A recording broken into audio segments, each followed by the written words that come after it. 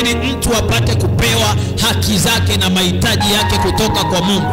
Sharti moja, lazima ajue kuomba. Ndio maana ya ombeni nanyi mtapewa, tafuteni nanyi mtaona. Ni kanuni ya Mungu. Maana yake kila mtu anatakiwa awe anajua kutafuta. Ndio maana ya tafuteni. Mungu anapoweka sheria, maana yake kila mmoja aifuate hiyo sheria. Asipoifuata hiyo sheria, kuna vitu vingi ambavyo ni haki yake ya msingi katika maisha yake atavikosa, kwa sababu haijui sheria. Haleluya. Bisheni nanyi mtafunguliwa. Maana yake kila mtu anayetaka kuingia mahali popote lazima ajue kanuni ya kupiga hodi au ya kubisha. Bisheni nanyi mtafunguliwa. Kwa Mungu ni mahali ambako maombi yanatakiwa yaelekezwe.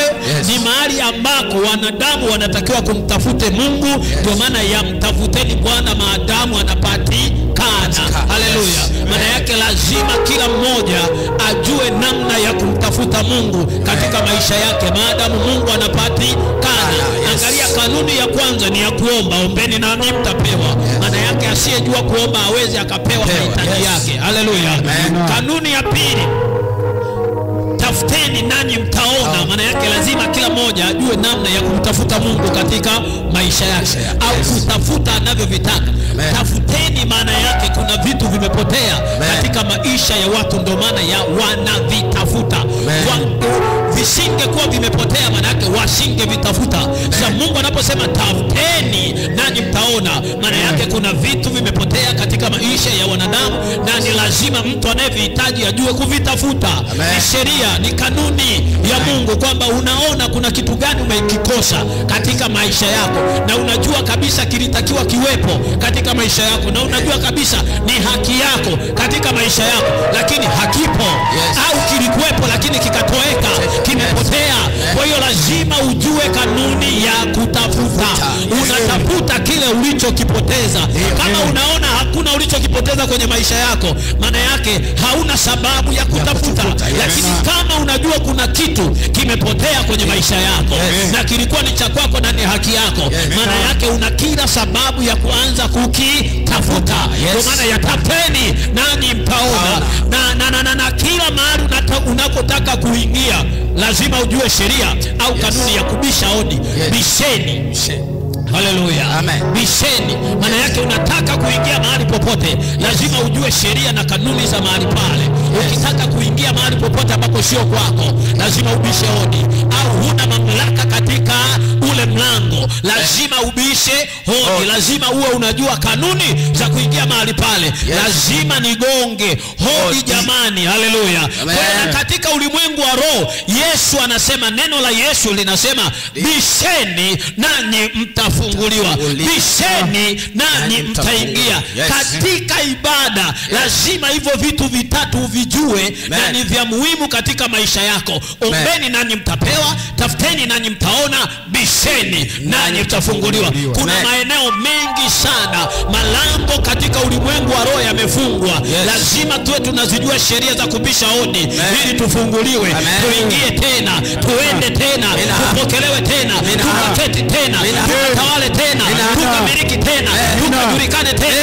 Lazima kanuni ya kubisha tuijue. Kwa hiyo Mkristo yoyote asiyezijua hizo kanuni tatu, kuna vitu vingi havipo kwenye maisha yake na kimsingi vilitakiwa viwepo. Kuna vitu vingi anavikosa kwenye maisha yake na kimsingi ni haki yake kabisa na alitakiwa awe navyo.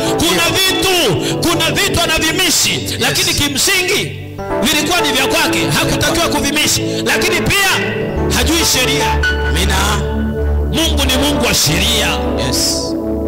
Haleluya. Amen. Yesu asifiwe. Amen. Usipojua kwamba Mungu ni Mungu wa sheria, unaweza ukaishi maisha ya kawaida na haukutakiwa kuishi maisha ya kawaida.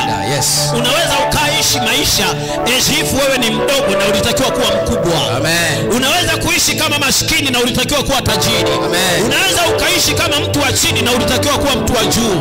Unaweza ukaongozwa na watu ambao kimsingi msingi wewe ndio unatakiwa uwe kiongozi wa kwako, kwa sababu tu hauzijui sheria. Haujui sheria. Ana heri mtu yule aishikae sheria. Heri mtu yule asiyekwenda katika shauri la wasio haki, wala hakuketi barazani pa wajibizana, bali sheria za Bwana ndizo zimpendezazo, na sheria ya Bwana uitafakari mchana na usiku. Naye atakuwa kama mti uliopandwa kando kando ya vijito vya maji. Huo mti kanuni yake, huo mti namna yake, anasema uzao matunda kwa wakati wake na majira yake, wala majani yake hayanyauki, wala jani lake halinyauki. Mtu ambaye anazifuata sheria za Mungu, sheria za Mungu zinamlinda, sheria za Mungu zinamtetea, sheria za Mungu zinampigania, sheria za Mungu zinamuongoza, sheria za Mungu zinageuka kuwa taa ya miguu yake na ni mwangaza wa njia zake. Sema Bwana Yesu, nimepoteza vitu vingi katika maisha yangu, nami ninaomba siku ya leo, kwa sababu umenipa neema ya kujua sheria, ya kutafuta nilivyovipoteza, ya kuomba ninayoyahitaji, ya kubisha ili nifunguliwe. Siku ya leo, katika ibada ya leo, ninaomba neema yako inirejeshe kila jambo jema nililolipoteza katika maisha yangu, kila jambo la heshima nililolipoteza, nililopotea katika maisha yangu, kila jambo la neema, kila jambo la ukuu nililolipoteza, kwenye maisha yangu.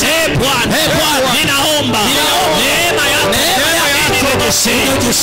Wewe ni Mungu wa urejesho, nami ninaomba neema yako inirejeshe katika nafasi yangu, katika njia yangu, katika utukufu, katika ukuu. Neema yako Yesu, neema yako Yesu inirejeshe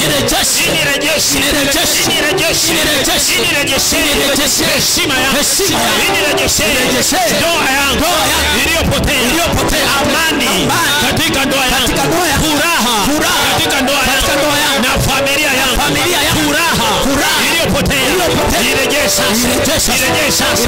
nafasi iliyopotea kazini, ofisini, kwenye biashara. Neema yako Yesu inirejeshe nafasi yangu, inirejeshe kwenye kiti changu, inirejeshe kwenye utukufu wangu, inirejeshe kwenye heshima yangu, kwa jina la Yesu. Neema ya Bwana, neema ya Yesu, nirejeshe kwenye kiti changu, nimepoteza heshima yangu, nimepoteza nafasi yangu, nimepoteza kiti changu, nimepoteza cheo changu, nimepoteza mke wangu, nimepoteza mke wangu, nimepoteza watoto wangu, nimepoteza familia yangu, nimepoteza amani ya furaha, nimepoteza akili njema, akili kubwa, akili bora katika maisha yangu. Mungu wa urejesho, nirejeshe. Ninaomba nirejeshe, nimepoteza hatua katika maisha yangu, hatua za kiuchumi, nimepoteza hatua za maendeleo, nimepoteza hatua za mafanikio, nimepoteza hatua za kibiashara, nimepoteza hatua za kielimu. Bwana, ninaomba wewe ni Mungu wa urejesho, nirejeshe kwa jina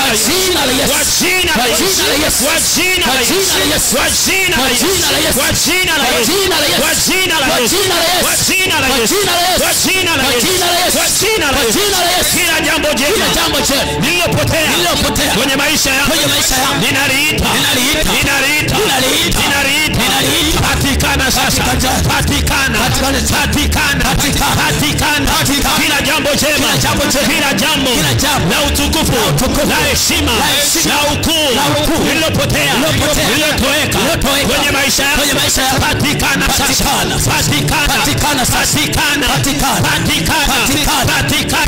Ninatafuta, ninapata.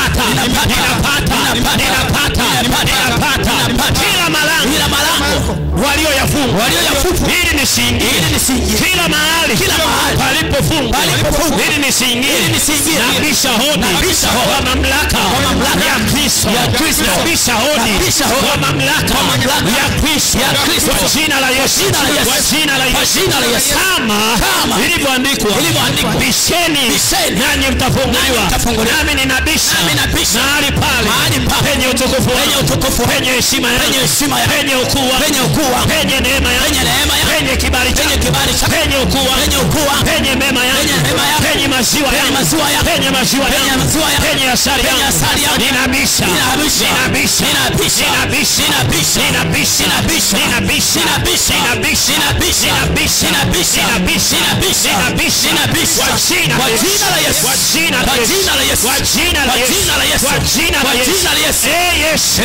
kwa mamlaka ya neno lako niwezeshe kupokea sawa na maombi yangu na imani yangu.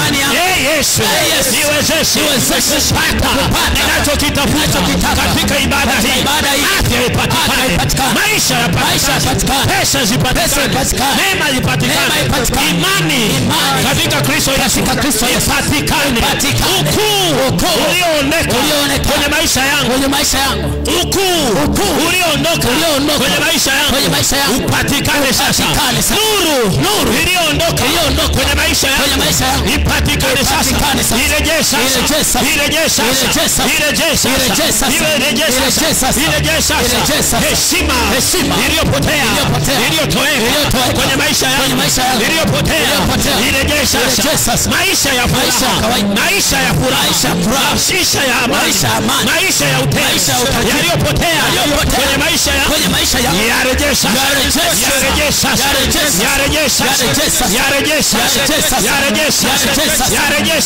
Ninarejesha maisha yangu yaliyopotea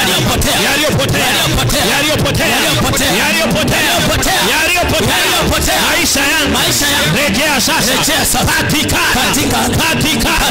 Patikana kwa jina la Yesu.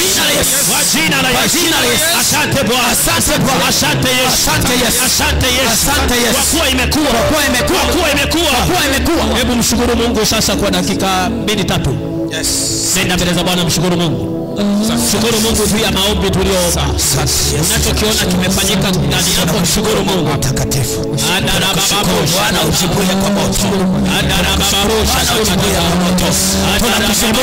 ujibuye kwa moto. Tunakushukuru Bwana ujibuye kwa moto. Wewe ni Mungu unayejibu. Wewe ni Mungu ambaye sikio lako si zito hata lisiweze kusikia. Watoto wako tumeomba na tunaamini imekuwa na tunaamini imetendeka. Umesema tuamini kwa jina lako yale tuyaombayo, tuamini ya kwamba tumepokea nayo yamekuwa yetu. Baba tunakushukuru, Baba tunakushukuru, Baba tunakutukuza, tunasema asante. Tunakushukuru kwa kupokea maombi yetu, kwa kupokea maombi yetu, kwa kutupa furaha tena, kwa kurejesha tena yaliyopotea. Tunakushukuru Bwana kwa kugusa tena mahali ambapo palipotea. Afya zetu ziliibiwa Bwana, tunakushukuru kwa kuwa umerejesha afya upya. Umepanda roho njema, roho nzito imeondoka na sasa roho ya ibada umeipanda kwetu. Tunakushukuru Bwana, tunakushukuru katika jina la Yesu.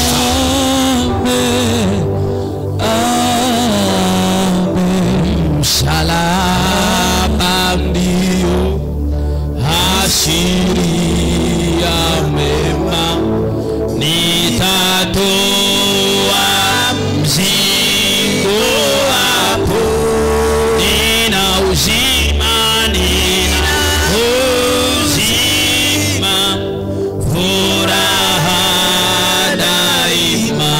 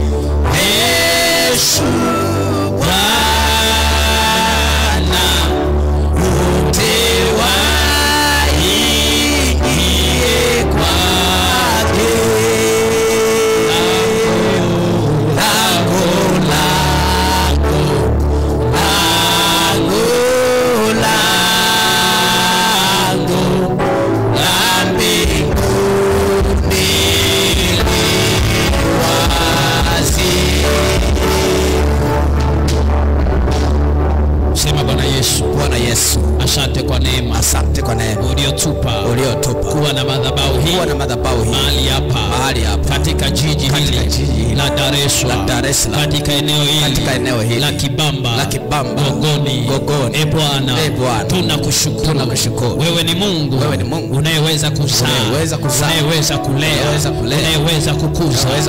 Bwana kama ulivyotuzaa mahali hapa, endelea kutulea, endelea kutukuza, endelea kutuendeleza kwa jina la Yesu. Tusaidie endelee kukua, tusaidie endelee kustawi, tusaidie endelee kuongezeka. Neno lako linasema zaidi kaongezeke, zaidi kaongezeke. Bwana tuwezeshe kuongezeka, kuzaa na kuongezeka. Ninakataa kila aina ya utasa katika ulimwengu wa roho, katika jina la Yesu, katika jina la Yesu. Yesu, ondoa roho ya utasa mahali hapa, roho ya utasa mahali hapa, roho ya utasa mahali hapa, roho ya utasa kwenye jengo hili, roho ya utasa kwenye madhabahu hii, roho ya utasa kwenye ardhi hii, roho ya utasa, roho ya uharibifu, kuzana kufa kwa jina la Yesu. Mahali hapa sio mahali pa, katika jina, katika damu ya Yesu. Amen. Amen. Mungu aliruhusu Daudi akawe mchunga kondoo, sawa, kwa miaka yote aliyochunga kondoo, lakini alimpeleka kule akajifunze kupigana vita na watu wa vita kupitia simba na dubu. Haleluya. Mungu aliruhusu kabisa Daudi kachunge kondoo. Kwa nini? Alikuwa anamuandaa kwa ajili ya vita kali ambayo imewashinda wengine. Imewashinda wanajeshi. Vita kali. Kwa hiyo wakati mwingine Daudi anaweza au alikuwa anafikiri kwamba yeye nafasi yake ndiyo hiyo tu ya kuchunga kondoo, kuchunga mbuzi, sawa? Kumbe Mungu alikuwa anamuandaa kwa ajili ya kazi fulani. Kwa ajili ya kazi ya baadaye. Kwa sababu nafasi yake inamhitaji awe mpiganaji. Inamhitaji awe mtu wa vita. Inamhitaji awe amepitia mapambano mengi hatari.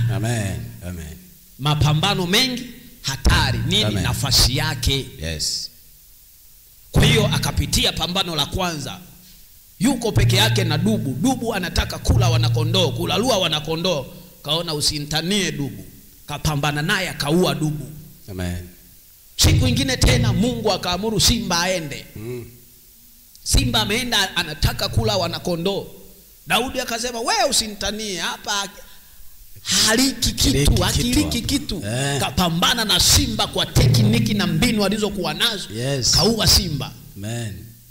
Akajenga historia kwamba kumbe mimi Bwana, kumbe tunawaogopaga tu simba. Lakini kumbe simba ukimshika ndevu zake, ukimvuta hivi, ukimshika manywele yake, ukimvuta hivi, kumbe unamuua tu kirahisi. Alafu baadaye akatumwa vitani, akawaangalie ndugu zake na kuwajulia hali. Anayetumwa ni Daudi. Anatumwa na nani? Sio Mungu, anatumwa na baba yake. Kumbe Mungu kapitia baba yake. Kwamba sasa una experience ya kutosha ya kupambana na simba na dubu. Nenda ukaone Goliati wanamkimbia maelfu ya majeshi ya wana wa Israeli. Goliati mmoja. Daudi alipoenda ndo Goliati anatokea, anaanza kutukana. Daudi alichefuka. Kwa hiyo anatukanaje jeshi la Mungu aliye hai huyu? Wakamsikia sema wewe. Kaka zake wakamuona, umekuja kufanya nini huko? Toke burudi nyumbani. Sema jamani, nimetumwa kwanza kuwajulia hali, lakini pia kuwaletea mikate. Haleluya. Nimetumwa na baba, barua hii hapa. Wakambadilikia, tunakujua kiburi chako wewe. Umekuja kuvitazama vita. Rudi nyumbani kachunge kondoo. Kwanza kondoo umewaacha na nani? Sema jamani, mimi nimewaambiaje? Nimetumwa kuja kuwajulia hali. Baba anataka ajue hali zenu, kwamba vita, mmekufa vitani, mmejeruhiwa au mko hai. Haya, ondoka, umeshajua hali zetu, tuko hai. Akawauliza, lakini eti mfalme atamfanyia nini mtu atakaye muua Goliati? Sema Si tumekwambia ulichokifuata huku. Naona wakamtimua. Akaona amna. Kati huo Goliati kawatukana wamekimbia wote, wanajeshi wote wamekimbia kwenda kujificha. Goliati mmoja. Daudi akaona ngoja nipande ngazi ya juu. Akaenda kwa mfalme. Akamwambia mimi ni mtoto wa mzee Yese. Baba alinituma kwenda vitani kuwajulia hali ndugu zangu. Amen. Na kuwapelekea chochote kitu. Lakini nilipokuwa pale yule Mfilisti Goliati akainuka kuanza kutukana jeshi la Mungu. Taifa la Mungu. Matusi mazito. Nimepata shida mfalme, naomba ridhaa mimi nikapigane na Goliati kwa niaba ya taifa langu na jeshi langu mfalme, inaniuma. Amen. Mfalme akamwambia kwanza pole bwana mdogo, kaa utulie, hebu mleteeni juisi, kunywa juisi kwanza, hasira ishe. Kila mmoja ana hasira na Goliati, lakini yule ni mtu wa vita tangu ujana wake. Humuwezi. Amina. Haleluya. Taarifa aliyopewa kwamba yule ni mtu wa vita tangu ujana wake, so that humuwezi. Maana yake hakuwa kijana, alikuwa ni mzee sasa. Alikuwa ni mtu mzima sana, bado yuko jeshini. Ni mtu hatari wa kivita kwa jeshi la Wafilisti. Kwa hiyo mfalme akajaribu kumuelekeza historia ya Goliath ili asije akamchukulia kama kirahisi. Sio hivyo Daudi. Hii ni mambo ya vita. Ni mambo ya elimu ya kivita. Ni mambo ya uhodari.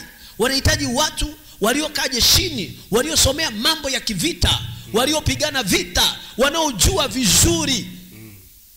Wanaowajua wapiganaji hodari wa mataifa mbalimbali. Usione jeshi linamkimbia Goliath, ni mtu hatari. Ndio. Kwa hiyo mfalme akaelezea historia yake, historia ya Goliath kwa Daudi. Daudi akanaye akaona nisinyamaze na mimi nimuelezee historia yangu ninapokuwa polini nachunga kondoo. Amina. Kamwambia nashukuru kwa kunieleza historia ya Goliath. Naomba na mimi usikilize historia yangu. Mimi nachunga kondoo wa baba yangu. Mimi nyumbani nimepewa kazi ya kuchunga kondoo. Nikiwa msituni peke yangu alishatokea dubu kutaka kurarua wana kondoo. Nikapambana na dubu, nikamuua dubu. Baada ya dubu akaja kutokea simba kutaka kula wana kondoo. Nikapambana na simba, nikaua simba. Mimi unayoniona nimeua simba na dubu. Mfalme asema wewe kijana umeua simba? Peke yako. Wewe kijana umeua dubu? Peke yako. Mfalme akachakata kidogo, akaona kama anayo maarifa ya kuua simba, kama anayo maarifa uwezo wa kuua dubu, huyu akosi maarifa na uwezo wa kuua Goliathi. Amen. Ndio maana ninakwambiaje, wakati mwingine Mungu anakupitisha sehemu mbalimbali kukujengea msuri. Kwa nini? Kwa sababu kuna eneo Mungu amelitarget. Amen. Ukafanya kitu kikubwa. Amina. Haleluya. Amen. Mfalme akambariki Daudi kwa habari ya kwenda kupigana na Goliathi, akampa na mavazi yake ya vita na silaha zake. Daudi alipozivaa akawaza, akaona nilipokuwa napigana na simba sikuyavaa haya nikashinda simba. Nilipokuwa napigana na dubu sikuvaa haya nikashinda dubu. Akayavua akamwambia ninashukuru sana, sitayatumia. Haleluya. Nilipokuwa mbele ya simba nilikuwa na Bwana, nilipokuwa mbele ya dubu nilikuwa na Bwana, mbele ya Goliath nitakuwa na Bwana aliyekuwa pamoja na mimi, nitakuwa na Mungu aliyekuwa pamoja na mimi mbele ya simba na dubu. Imeisha. Haleluya. Akachukua mawe 5 laini. Haleluya. Amen. Hakuna mchungaji ambaye hana mawe mfukoni 5. Amina.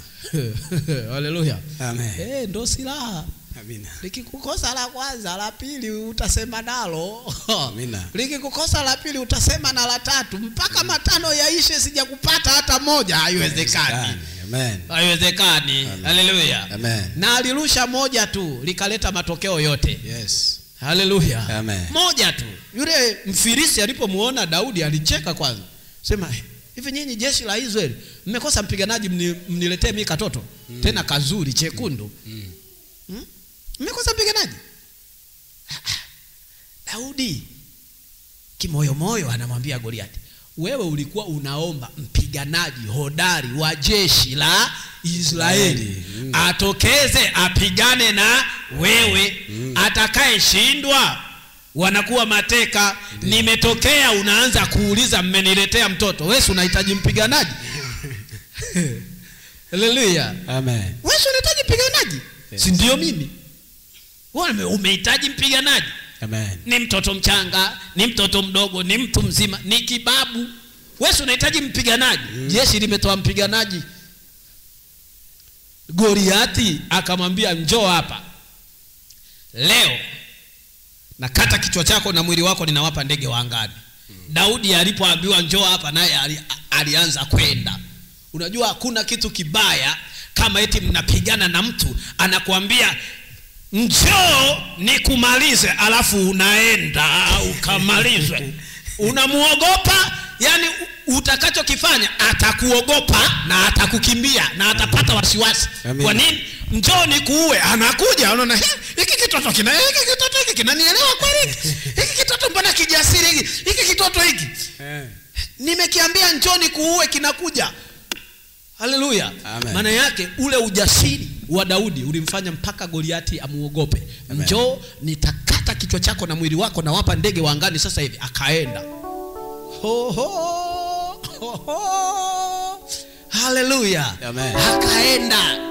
Haleluya. Mungu anatengenezaga vifaa mzee. Risasi zinapolilia watu ndipo wanapoelekea. Amina. Imelilia wapi? Kule, twendeni. Ilipolilia. Yes. Watu wanaenda huko. Kwa hiyo kuna mahali Mungu anakupitisha huko depo.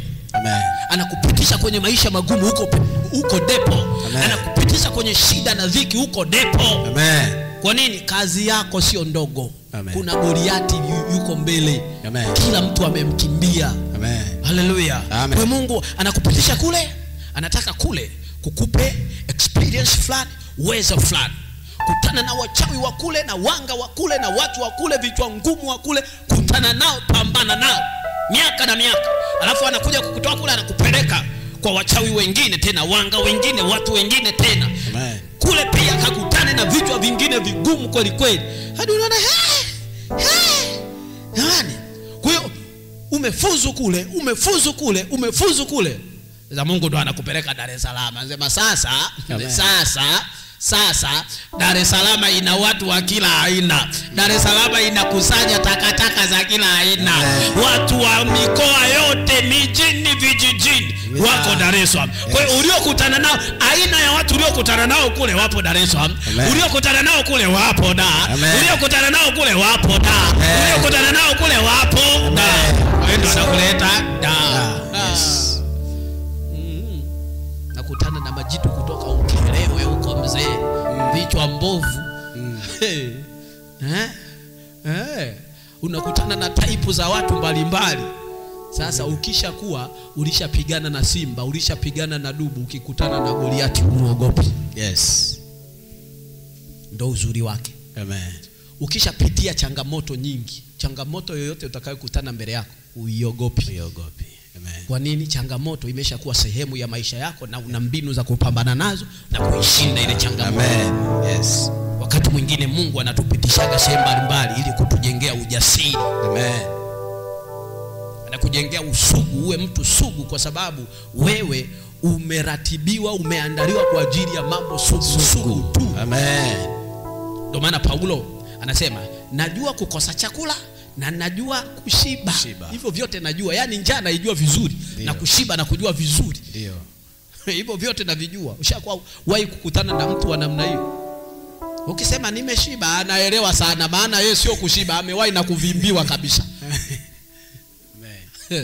Ukimwambia njaa inauma anakuelewa kabisa, maana ameshawahi kugongwa na njaa. Akilala anasikia utumbo unahamia huku, akigeukia huku na anasikia utumbo unatoka huku unakuja huku, manake utumbo hauna kitu kabisa. Hauna ushirika na mwili. Ushawahi kufunga huo mfungo? Mimi nilifungaga huo mfungo. Siku kadhaa sijala chochote. Amen. Nikilalia huko ninasikia utumbo unahama huko unahamia huko. Sasa ni kitu kigeni kwangu, na nakufa nini? Mbona yeye vitu gani vinahama huko ndani? Naona kabisa unaangukia huko. Naona tena nikigeukia huko unaangukia huko. Nikaona salama yangu ni kulala chali. Uwe tu hapa ubalance. Haleluya. Haleluya. Kama hujawahi kupigwa na hiyo njaa, kamuulize nani? Paulo, yes. Anasema najua kuwa na njaa na najua kushiba, msinione hivi. Haleluya. Maana yake alipitishwa kwenye maisha ambayo wengine hawajawahi kupita. Amen. Lakini mtu akimwambia nina njaa anamuelewa. Amen. Mtu akimwambia nimeshiba anamuelewa. Amen. Usipopitia maisha ya njaa, kuna mtu akikwambia njaa inaniuma, hutamuelewa. Maana njaa ni nini jamani? Huyu naye anaumwaje njaa? Mimi mwache njaa wewe. Kwa nini hujawahi pitia? Yes. Haleluya. Amen. Kwa hiyo wakati mwingine Mungu anatuandaa kwa ajili ya mambo mazito. Amen. Hakuna mwanajeshi ambaye anaandaliwa mtaani, ambaye anaandaliwa mjini. Kila mwanajeshi anapelekwa porini kwenye mazingira magumu. Yes. Kwa sababu anaandaliwa kwa ajili ya kupambana na mambo magumu. Amen. Kila askari hatengenezewi mtaani. Hatengenezewi wapi? Mtaani au mjini. Wanapelekwa porini kwenye mazingira magumu.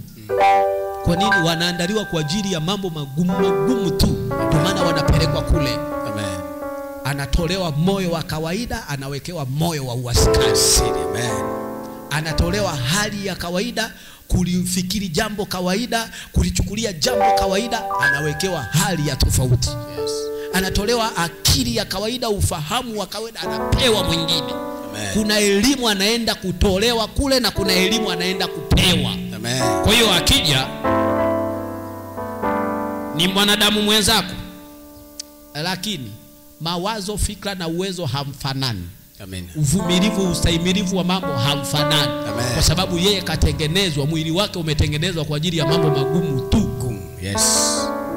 Ndio maana kuna kakitu kakikuchoma kidogo, mama wewe, yeye kinaweza kikaingia na kikaingia, kaanza kuangalia kuna kinini kinaingia hapa.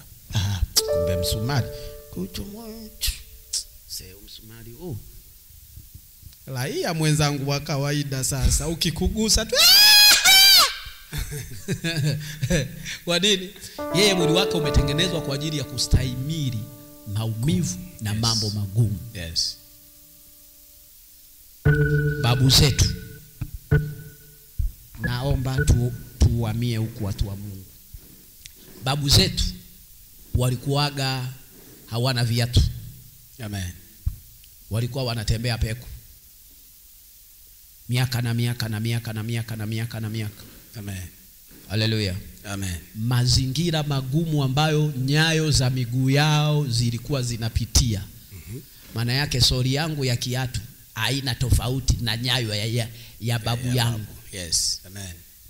Maana yake mguu wake yeye ulikuwa hauna tofauti na soli ya kiatu. Amen. Kwa nini? Ulishazoea kupita kwenye mazingira magumu. Yaani uliumia mpaka sasa ukawa umezoea, mpaka ukawa sugu. Amen. Mtu yoyote ambaye hatumii viatu, ngozi yake ya chini na ya kwako vitu vili tofauti. Amen. Kwa nini? Ngozi yake imeshakuwa sugu kwa kupitia mazingira magumu hivyo.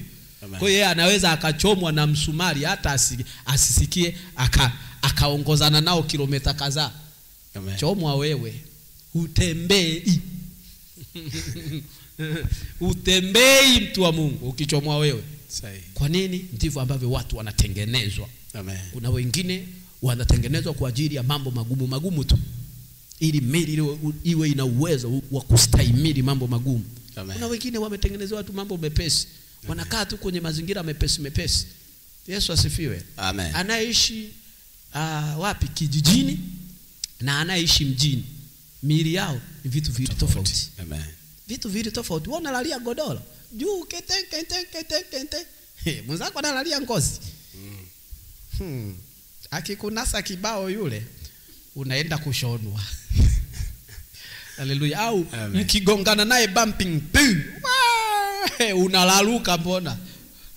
Yesu asifiwe. Amen. Kwa nini? Mwili wake umeshazoea kwenye maeneo magumu, kwa hiyo umeadapt yale mazingira, umekuwa sugu. Amen. Kwa hiyo wakati mwingine Mungu anakutengeneza uwe sugu kwa sababu una kazi ambayo inahitaji mtu uwe sugu. Amen. Ndio maana watumishi sisi tuko tofauti. Kuna mwingine akipelekewa kesi ya kutoa tu pepo kwamba huyu bwana huyu mtu anaombewa, yani tumeshamuombea sana, lakini mapepo hayatoki, yanaendelea kumsumbua. Amen. Ni mtumishi wa Mungu na anawaelekezeni, sasa huyu hebu mpelekeni kwa nani? Yeye hayo mambo hayawezi. Amen. Kabisa, na ni mtumishi wa Mungu. Amen. Hakuandaliwa kwenye hayo, hakutengenezwa kwenye hayo. Amen. Yani kuna tofauti kati ya Daudi na Yusufu. Amina. Sawa? Yes. Yusufu na Daudi watu wawili tofauti. Daudi ameshazoea mazingira magumu, kupambana na mavitu hatari. Yusufu yeye ni hekima tu ya ndoto, maono, mafunuo. Utamuweka jera, kikaa kule atawatafsiria ndoto zenu, alafu baadaye atawaambia sasa mkienda kule mkumbuke na mimi kunisema vizuri nitoke huku. Haleluya. Amen. Huku sipapendi huku. Yani huku ukilala hivi ukilala yani unatafuta ulaleje mpaka kuna kucha, ulikuwa unatafuta ulaleje, unaomba usiku usiingie. Lakini Daudi hakuambii hicho. Hata alipopakwa mafuta awe mfalme, paka kuketi kwenye kiti cha ufalme, vita aliyopigana ni alikuwa msituni tu na kikosi chake. Amen. Ndo akakutana na mtu mmoja anaitwa Nabali. Sawa. Hawana chakula, wako wapi? Msituni. Hawana chakula, kimeisha. Wakawa wamemtendea mema Nabali na kikosi chake cha wafugaji na nini. Amen. Dhidi ya maalamia. Baadaye wakaona hatuna chakula polini. Akatuma vijana, nendeni mkamuombe Nabali. Sisi tulimtendea mema, muambieni tumetumwa na Daudi 1 2 3. Na Nabali ndo akaongea mambo ya kijinga. Daudi akasema twendeni tukambamize, alafu tuchukue mali zake zote. Alafu zamani wakikubamiza wanachukua na mke wako. Zamani mchezo. Haleluya. Amen. Akaandaa kikosi, twendeni. Abigaili mke wa Nabali akapata habari kwamba Nabali amemtendea vibaya Daudi, yuko mjiani anakuja. Abigaili alikuwa ana historia zote za Daudi vizuri, kwamba hapa tukija tutachakazwa hatari. Jua lile nilipiganaji, yani lile kwenye mavitu tu ya ndondi ndio mahali pake. Kwa hiyo kama anakuja hapa Daudi na ametendewa vibaya, hatuko hai. Akachukua kila walichokuwa wanakitaka, akaenda kuwalaki. Alipoona wale akapiga magoti mpaka chini, naomba nipate kibali niseme na unisikilize. Akamwambia msamehe mume wangu Nabali, kama lilivyo jina lake ni Nabali na upumbavu anao. Amen. Haleluya. Amen. Cha ajabu, mtu anaishi na mpumbavu na anaishi naye tu. Wanawake wavumilivu. Yani anajua kabisa we ni zombi lakini anakaa na wewe tu. Msikilize na habari. Eti Abigaili ni jina lake ni Nabali na upumbavu anao, na ni mume wake na anaishi naye. Tuachane na hayo. Kwa hiyo akaenda akaongea naye vizuri, akampa kila alichokuwa ni anakihitaji, wakaagana kwa amani. Amen. Lakini ninachotaka kufundisha, Daudi Mungu aliruhusu apitie hayo yote. Kwa nini? Kwa sababu nafasi anayoiendea haimhitaji awe mtu wa kawaida. Inamhitaji awe jasiri sio kawaida. Amina. Inamhitaji awe mpiganaji sio kawaida. Amen. Inamhitaji awe hodari wa kivita sio kawaida. Amen. Yesu asifiwe. Amen. Mungu akaumba mtu kwa mfano wake. Kwa mfano wa Mungu alimuumba, mwanamume na mwanamke aliwaumba. Mungu akawabarikia, Mungu akawaambia, zaeni mkaongezeke, mkaijaze nchi na kuitiisha, mkatawale samaki wa baharini na ndege wa angani na kila kiumbe chenye uhai kiendacho juu ya nchi. Mungu akasema, tazama, nimewapa kila mche utoao mbegu ulio juu ya uso wa nchi yote, pia ulio juu ya uso wa nchi yote, pia na kila mti ambao matunda yake yana mbegu, vitakuwa ndivyo chakula chenu. Mstari wa 28. Mungu akawabarikia, Mungu akawaambia, zaeni mkaongezeke, mkaijaze nchi na kuitiisha, mkatawale samaki wa baharini na ndege wa angani. Leo kichwa cha somo kinasema kuzaa na kuongezeka. Amen. Kuzaa na kuongezeka. Amen. Kuzaa na kuongezeka.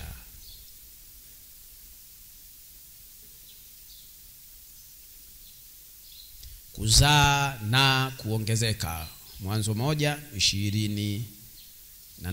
Mungu akawabarikia, Mungu akawaambia, zaeni mkaongezeke, mkaijaze nchi. Haleluya.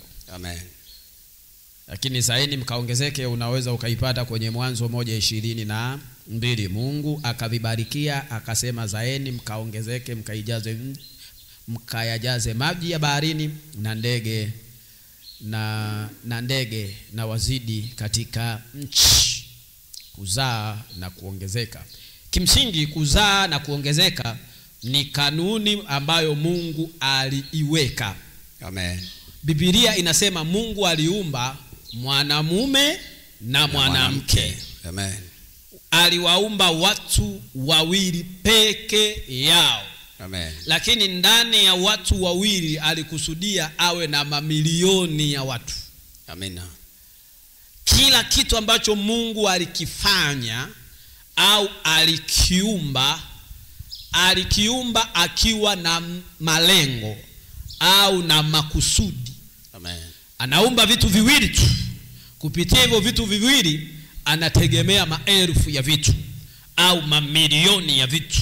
Amen. Kupitia hivyo vitu viwili. Ndio maana alipowaumba mwanamke na mwanamume akawaambia, zaeni. Yes. Mkisha zaa mkaongezeke. Amen. Haleluya. Maana yake kuzaa na kuongezeka ni kanuni ya Mungu katika maisha ya wanadamu. Yes. Kila mwanadamu unayemuona hatakiwi kuwa peke yake. Amen. Hawatakiwi kuwa peke yao. Amen. Kila kitu ambacho wanadamu wanakifanya hakitakiwi kuwa peke yake. Amen. Kinatakiwa kuongezeka. Kizae na kiongezeke. Kuzaa na kuongezeka maana yake nini? Maana yake umefungua duka la kwanza. Lile duka linakuwa duka mama. Kupitia hilo duka yanatakiwa yapatikane maduka mengine ya kutosha. Amen. Mungu hakuwapa wanadamu, hakuwaumba maelfu ya wanadamu. Amen. Mungu aliumba wanadamu wawili. Amen. Inawezekana una mahitaji mengi kwa Mungu. Mungu hakupi mahitaji mengi unayohitaji. Mungu anakupa hitaji moja kati ya hayo mengi, ili hiyo moja ije izalishe mengine. Amen. Na kuongezeka. Amen. Ninawafundishaga kwa habari ya kuku, busara ya kuku na namna ya kuku na hekima ya kuku. Amen. Anaanza kutaga yai moja. Amen. Lakini pia nimeshawafundisha kwa hekima ya kibiashara kupitia yule mtu mmoja Kabaila, ambayo Biblia inasema alipokuwa anasafiri anaenda nchi ya mbali, aliwapa watumwa wake talanta. Kuna mmoja alimpa moja, kuna mwingine alimpa 2, kuna mwingine alimpa 5, lakini aliporudi akaanza kufuatilia matokeo ya talanta 1, talanta 2 na 5. akaanza kufuatilia. Ndipo alipokuja kuambiwa wa talanta 5, akamwambia Bwana, ulinipa 5 lakini nimezalisha zingine 10. Kwa hiyo sasa hivi hauna talanta 5, unazo 10. Talanta zako 10 hizi hapa. Akamwambia, vema mtumwa mwema na mwaminifu, kwa kuwa ulikuwa mwaminifu katika machache, tawala mengi. Akapewa miji 10, awe kiongozi wa miji 10. Amen. Na wa pili aliyepewa 2 vivyo hivyo, akazalisha zikawa 4. Akaja naye akamwambia, Bwana, ulinipa 2 na sasa nimezalisha zimekuwa 4. Akamwambia, vema mtumwa mwema na mwaminifu, kwa kuwa ulikuwa mwaminifu katika machache, akamuweka katika mengi, akampa miji 4. Amen. Haleluya. Amen. Yule wa kwanza, yule aliyepewa 1 hakuizalisha, akaambiwa mnyang'anyeni, alafu akatupwe kwenye shimo la moto. Haleluya. Amen. Yesu asifiwe. Amen. Malengo yalikuwa aliyepewa 1 azalishe, aongeze nyingine. Malengo yalikuwa aliyepewa 2 ziongezeke, zizae na kuongezeka. Malengo yalikuwa aliyepewa 5 zizae na kuongezeka. Lakini yule ambaye alipewa 1 hakuzalisha, adhabu yake ikawa ni kifo na kunyang'anywa na ile. Amen. Kwa nini? Mungu alipomuumba mwanadamu, mwanamke na mwanaume, akawaambia zaeni mkaongezeke. Ingekuwa ajabu Mungu anarudi kwenye maisha ya wanadamu anawakuta wako wawili vile vile. Amen. Maana yake ni kosa. Yes. Mistake tayari. Kwamba sio lengo la Mungu. Sio lengo la Mungu ukae peke yako. Na Biblia inasema si vema mtu huyu akawa peke yake. Bustani yote ya Eden, kwenye maisha yake, kwenye namna yake, kwenye huduma yake, kwenye biashara yake, kwenye uwekezaji wake, kwenye familia yake, si vema mtu huyu akawa peke yake. Nchi nzima yote hii, kwenye nchi yote si vema atafutiwe mwenzake, alafu wawe wanachanga mawazo, wanachanga kila kitu, wazae na kuongezeka. Siku tunakuja tuwakute wako wengi. Amina. Kwa hiyo kuna biashara Mungu akikuta unahangaika nayo ile ile, hakuelewi. Amen. Hakusomi. Haleluya. Amen. Na watu wengi mmenyang'anywa biashara, mmenyang'anywa vitu. Kwa sababu gani? Mmeenda kinyume na utaratibu. Zaeni mkaongezeke. Umepewa biashara ya kwanza, haizai, haiongezeki, haiendelei. Ni kosa. Zaeni mkaongezeke. Amen. Ni sheria kwamba hakikisha unapambana unavyoweza kupambana. Hicho ulichopewa, hicho unachofanya, vitokee vingi kupitia hicho kimoja. Amen. Uliomba mtaji, Mungu akakupa mtaji. Unahangaikaga na huo mtaji mmoja miaka yote, unahangaika, mara unakufa, mara unarudi, mara unapoza, mara si unafanyaje, mara unaanguka, mara unasimama, mara unataka kuisha, mara unaongeza. Haleluya. Amen. Mungu anaona jamani, mtaji wenyewe mdogo, huyu mtu anavyohangaika nao, maana yake inawezekana thinking capacity ya mtu ni ndogo. Amen. Uwezo wa kufikiri wa mtu ni mdogo. Angekuwa na uwezo mkubwa wa kufikiri, hii ingekuwa mbali sana saa hii. Amen. Ushawahi kupata 500,000, alafu sijui kikatokea nini, ikaisha. Kuna mwenzako yuko kwenye magoti ya Mungu, mbele za Mungu, anaiomba hiyo 500,000 awe tajiri. Haleluya. Hiyo 500,000 awe tajiri. Yani anaamini akipata 500,000 kwa uwezo wake wa kufikiri katoboa. Amen. Hatalia tena, hataomboleza tena, hataishi maisha ya hali ya chini tena, hataishi kwa kuonewa tena. Akipata hiyo pesa kwa uwezo wake wa kufikiri, kwa uwezo wake wa kupambana, kwa jinsi ambavyo anaona, kwa jinsi ambavyo amepangilia mikakati yake, haipotei. Anajua hiyo imeshabadilisha maisha yake. Amen. Ndio hiyo watu leo wanaipata inaisha, na maisha magumu yanaendelea pale. Na kamtaji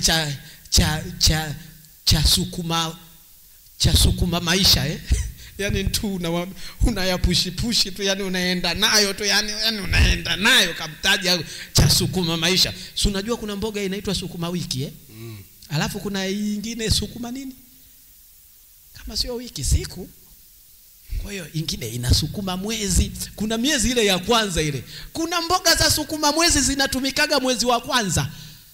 Amen. Unajua mwezi wa kwanza? Mwezi wa ada. Sawa? Amen. Unajua mwezi wa 12 ni mwezi wa matumizi. Hela inapatikanaga ya kutosha. Alafu ushawahi kujua kwamba mwezi wa 12 na mwezi wa kwanza ni mwezi inayoongozana, ni miezi ambayo ni mapacha kabisa, lakini watu huwa wanawezaje kuitenganisha? Mwezi wa 12 na mwezi wa kwanza ni miezi mapacha. Miaka tofauti lakini ni miezi iliyoshikamana. Amen. Lakini watu wanawezaje kuitenganisha? Mwezi wa 12 ukawa mwezi wa neema, mwezi wa chakula, mwezi wa pesa, mwezi wa furaha, mwezi wa amani, mwezi wa kwenda, mwezi wa kusafiri, mwezi wa kutembelea ndugu na majirani, mwezi wa kufanya vurugu zote, mwezi wa kulewa, mwezi alafu wa kwanza ukawa mwezi wa shida, mwezi wa mateso, mwezi wa majanga, wa kukosa chakula, mwezi wa ada. Wanawezaje kuitenganisha? Uwezo wa mtu tu wa kufikiri ndio changamoto. Amina. Kwa nini tungetumia busara na hekima ambayo Yusufu alimwambia Farao kwamba inayoanza ni miaka ya neema, miaka ya shibe, miaka ya utosherevu wa chakula, hifadhi kwa ajili ya miaka 7 inayokuja. Yaani saa hizi unapoishi maisha ya neema na nini, weka akiba cha mwezi wa kwanza, weka akiba ya miezi ya miaka 7 inayokuja kwenye hii miaka 7 ya neema. Amina. Inawezekana. Haleluya. Amen. Ukanunua chakula cha mwezi wa kwanza, mwezi wa 12. Haleluya. Amen. Sisi ni wazee wa debe moja. Mnua debe moja la mchere, debe moja la mahindi, la nini? La mahindi la nini? Sembe. Sawa? Kwa ajili ya mwezi wa kwanza, lisitumike mwezi wa 12. Sawa? Hifadhi laki zako 2 kwa ajili ya matumizi ya mwezi wa kwanza, isitumike kwenye mwezi wa 12. Inawezekana watu wa Yesu. Amen. Lakini sisi uwaga tunazibwa na mwezi wa 12. Matumizi yanakuwaga makubwa kuliko mahitaji yetu. Yanaingiaga mpaka na matumizi ya hovyo ya ajabu kabisa. Unashangaa umenunua wigi hili, umeliangalia, hebu ngoja ile kwanza niliweke mfuko wa huko. Hili wigi lingine shilingi ngapi? Haleluya. Amen. Ni mwezi ambao unaweza hata ukanunua mawigi 3 na usiyatumie. Haleluya. Alafu kuna mwezi unakuja, yale mawigi yale unaweza kuyatafutia mteja. Hivi kuna mteja wako anahitaji mawigi? Wewe mwezi wa kwanza kuna mteja wa mawigi? Kila mmoja ada. Haleluya. Amen. Hii miezi miwili tungeweza kuitenganisha vizuri kwa uwezo wetu wa kufikiri, kwa sababu sisi ni wazoefu wa maisha. Amen. Sawa? Mungu ametupa neema, tumeishi maisha marefu, tumekuwa watu wazima kwa muda mrefu. Kuna mtu haujui mwezi wa 12 na wa kwanza hapa? Kwa nini mwezi wa kwanza wewe unatesekaga tu wakati unaujua vizuri kuna mwezi wa 12, unajua vizuri kuna mwezi wa kwanza? Kwa nini unaishiki maisha ya mateso mwezi wa kwanza? Ndio ule mtaji. Mungu anaona yani huyu hata ufanyeje, maisha yake ni ya sukuma mwezi tu, hivyo sukuma mwezi. Nini? Uongezeki, uzai na kuongezeka. Vinavyozaliwa haviongezeki, vingine vinakufa, lakini Mungu anasema zaeni mkaongezeke. Elimu yako iliyozaliwa ndani yako ikazae elimu zingine na ikaongeze na elimu zingine. Kwenu usiishie tu wewe ndio uliyesoma. Maana yake elimu uliyopata, elimu iliyozaliwa ndani yako iinue elimu zingine kwa familia yako na kwa watu wenu. Isomeshe na wengine. Na wengine pia elimu zao zisomeshe na wengine. Kile ulichokipata wewe kwenye familia kizae na kitu kingine. Viwe vinazaliana na kuongezeka. Kama biashara yako ya nyanya imekupa faida nzuri, kwa nini usichukue ile faida ikaanzisha biashara nyingine, kwamba siku siku tupo mahali hapa kwenye ibada tunamwambia Mungu tunakushukuru kwa kuwa mtaji wangu wa nyanya umezaa mtaji wa vitunguu, umezaa mtaji wa bamia, umezaa na mtaji wa... Sasa hivi sina biashara moja, ninauza samaki, lakini pia ninauza na nyanya, lakini pia ninauza na vitunguu, lakini pia ninauza na bamia. Ndio maana ya zaeni mkaongezeke. Amen. Sisi mara nyingi tunazaa, alafu tunavyovizaa vinakufa. Maana yake nini? Tuna roho ya mauti. Amen. Iko pamoja na sisi. Kwa maana kila unachokifanya kinakufa.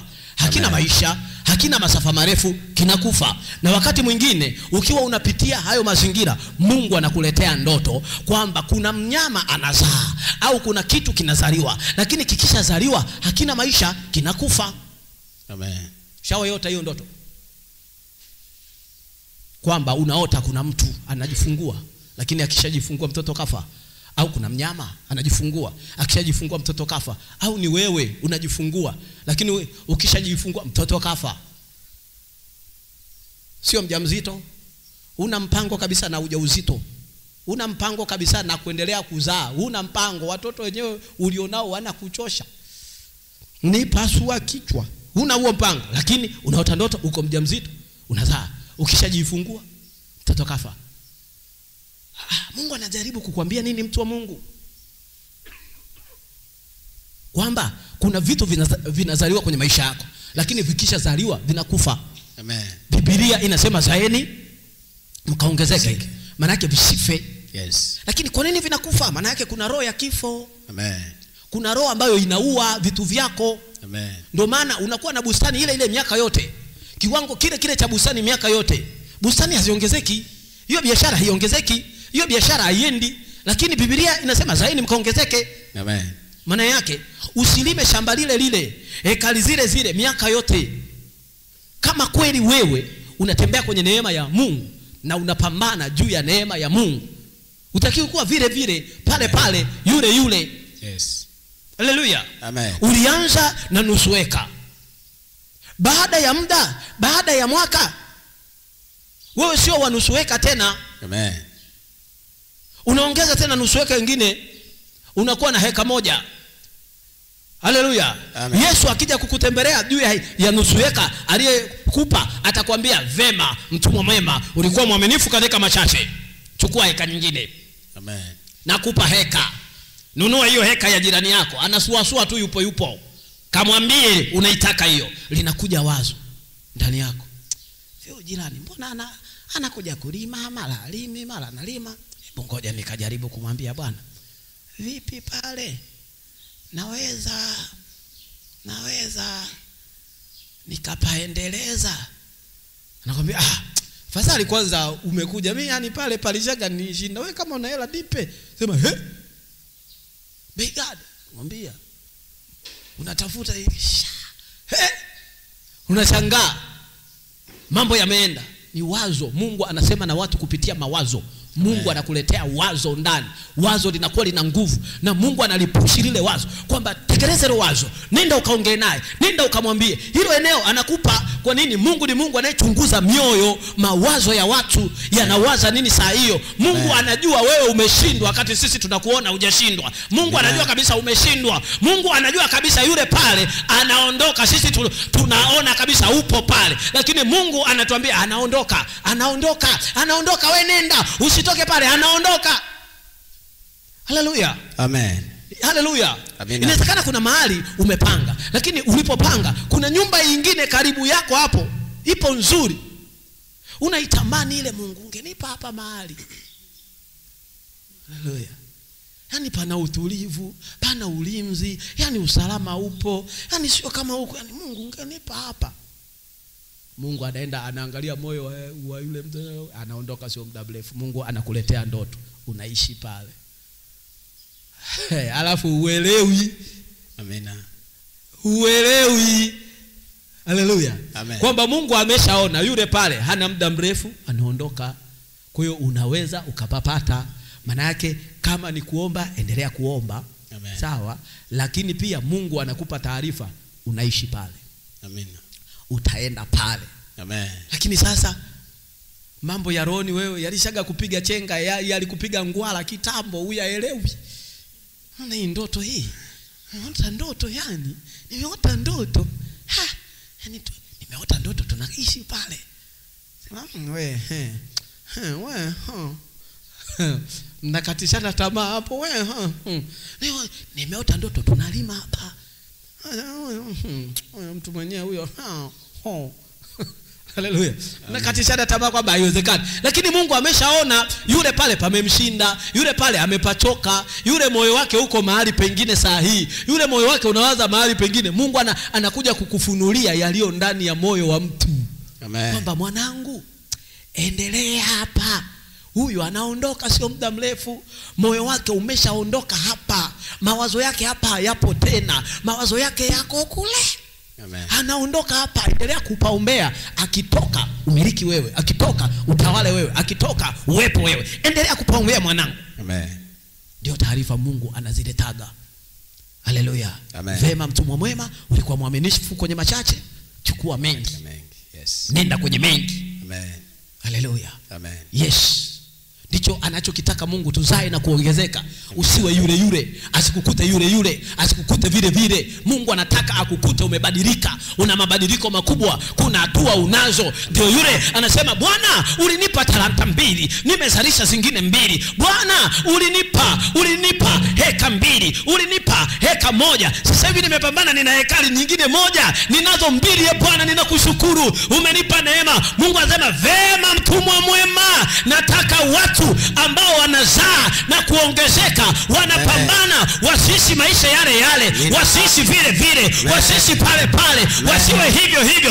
Watu wanaopambana kwenda hatua nyingine, watu wanaopambana kupiga hatua nyingine, watu ambao wanapambana kukimbia, hawatembei kama wengine, hawatambai kama wengine. Hao ndio Mungu anaowataka. Ulikuwa mwaminifu kwenye machache, sasa pokea mengi.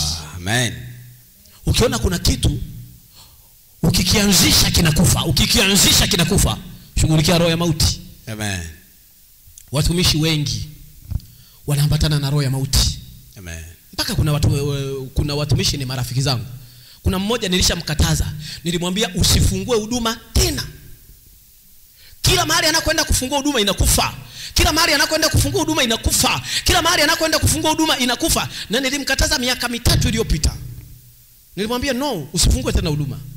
Jitafute kwanza. Amen. Muulize Mungu, kuna shida gani? Kulikoni? Nakosea wapi? Nakwama wapi? Kuna kitu gani katika ulimwengu wangu wa roho ambacho hakiruhusu kila ninachokifanya hakiendelei? Kuna kitu gani? Amen. Jitafute kwanza. Akaniambia, mtumishi, nimekuelewa. Hebu ngoja nikae nijitafute. Nikashangaa siku ya kwanza, ya pili mtu ananiambia hayupo. Umeshajitafuta, umeshajipata? Nataka nikafungue huduma. Akataja. Nikamwambia, si nilikwambia usifungue? Unajua pale kuna watu wamenipa eneo, nimepata kibali sana, sijui nini. Nikamwambia, haya, huduma njema. Haleluya. Amen. Ilikufa mpaka sasa hivi yuko hapa alifungua huduma mahali fulani, sipataji. Yaani hiyo ni juzi kati. Nilimwambia tena, usifungue huduma. Haleluya. Shughulikia kwanza kitu ambacho kiko juu yako, ambacho kinaua. Akaenda mahali fulani kule kumechangamka. Haleluya. Amen. Kaenda mahali fulani pamechangamka. Siku ameanzisha huduma, wiki hilo ikafa. Na alianzisha huduma kwa ndugu zake na ndugu walikuwa wanamsupport kweli kweli. Anzisha hapa huduma bwana, unajua tunahitaji. Kwa hiyo wakampa ile pressure. Akalisahau neno la Masihi wa Bwana kwamba usifungue huduma. Sawa? Tafuta kwanza kinachouaga huduma. Yes. Ukiona unafungua biashara zinakufa, usifungue kwanza. Amen. Kama gotini kwanza. Amen. Uliza kwanza kuna shida gani kwako mpaka kila unachokifanya kinakufa. ili Mungu akupe kwanza suluhisho. Amen. Kwamba unakoseaga pale, au kuna roho hii juu yako, au umefungwa na mtu fulani, mlikosana mahali fulani. Amen. Alienda kwa mganga akakufunga, au alifanya uchawi akakufunga. Kwa hiyo jifungue kwanza kutoka kwenye hiyo hali ya uganga, nguvu ya uganga, nguvu ya kishetani, kwenye hiyo nguvu ya kichawi, la sivyo hiyo nayo inakufa. Amen. Akafungua. Siku kafungua tu. Siku nyingine sijui walienda wengi sana. Hey, palikuwa pagumu. Walikataa kabisa, sema hapana, hatutaki kabisa kitu hapa. Akashangaa, jamani, si hawa ndio walionitia moyo? Lakini mimi nishamwambia, kwa sababu mimi ninajua. Amen. Haleluya. Yes, ninajua. Na watu wa namna hiyo hawaachaji kuoteshwa ndoto. Kuna kitu kinazaliwa mbele yake kinakufa, kinakufa, au kwenye maisha yake kinazaliwa kinakufa. Maana yake shughulikia roho ya mauti iliyoko juu yako. Amen. Kuna vitu vinazaliwa haviendelei. Biblia inasema zaeni mkaongezeke. Amen. Lakini mtu anazaa haviongezeki. Lakini mtu wakati mwingine unakuta hazai kabisa kwenye maisha yake. Maana yake ana roho ya utasa. Amen. Roho ya utasa haikai tu kwa mwanamke, inakaa kwa mwanaume. Haleluya. Amen. Ili huyu mtu kisizaliwe kitu chochote, asizalishe kitu chochote, asizalishe mali, asizalishe chochote kwenye maisha yake. Amen. Anachotaka kukizalisha kisizaliwe. Anachotaka kisizaliwe. Roho ya utasa inaweza ikapiga mawazo ya mtu, fikra za mtu, kila kitu. Ikapiga juhudi za mtu, jitihada za mtu. Ikapiga mashamba, ikapiga biashara, ikapiga elimu, ikapiga kila kitu. Kisiwe kinazaliwa kwenye maisha ya mtu. Unashangaa nini? Mbona wenzangu naona wanapiga hatua? Wenzangu naona we maisha yako ni yale vile pale mule miaka yote. Kuna kitu cha kushughulikia kwenye maisha yako, mtu wa Mungu. Amen. Sio kitu cha kawaida. Amen. Zaeni mkaongezeke, maana yake kuna kuzaa na kutokuongezeka. Amen. Haleluya. Lakini kuna kuzaa na kutokuendelea. Amen. Haleluya. Lakini Amen. kuna kuzaa na kufa. Biblia inasema zaeni mkaongezeke. Yes. Mungu alitegemea kukukuta mwaka huu kuna vitu vimeongezeka kwenye maisha yako. Kuna vitu vimezaliwa kwenye maisha yako. Kuna mawazo yamezaliwa, kuna mawazo yameongezeka, kuna bidii zimezaliwa na kuongezeka, kuna jitihada zimezaliwa na kuongezeka. Kuna vitu vinaenda. Amen. Lakini kila anakokutembelea unaona hamna kitu. Huduma iko pale vile kusuasua. Anatamani ukuamuke hapo, ukuamuliwe hapo. Lakini hamna kitu cha namna hiyo. Yesu asifiwe. Amen. Haleluya. Amen. Wakati tunamalizia mwaka, pambana na roho ya utasa. Amen. Pambana na roho ya kuto kuongezeka. Amen. Ili mwakani utembee kwenye neema mpya, kibali kipya, utukufu mpya, na maisha mapya, na historia mpya. Amen. Serious nakwambia. Kuna vitu vinaishi kwenye maisha ya kwako ambao vinazuia kila kitu kisifanyike. Amen. Haleluya. Amen. Na watu wakikuangaliaga wanasemaga, yani yule mtumishi yule, yani yule mama yule, yani yule baba yule. Sawa. Wanaona una kitu cha muhimu, una kitu cha pekee, una kitu cha tofauti. Lakini wanajiulizaga, sijui anakosea wapi? Ana huduma kubwa kuliko yule. Sijui anakosea wapi? Kuna mahali unakosea. Amen. Watu wangu wanaangamizwa kwa kukosa maarifa. Alafu kuna neno linasema wamechukuliwa mateka. Wakati kwenye Hosea wanaangamizwa kwa kukosa maarifa.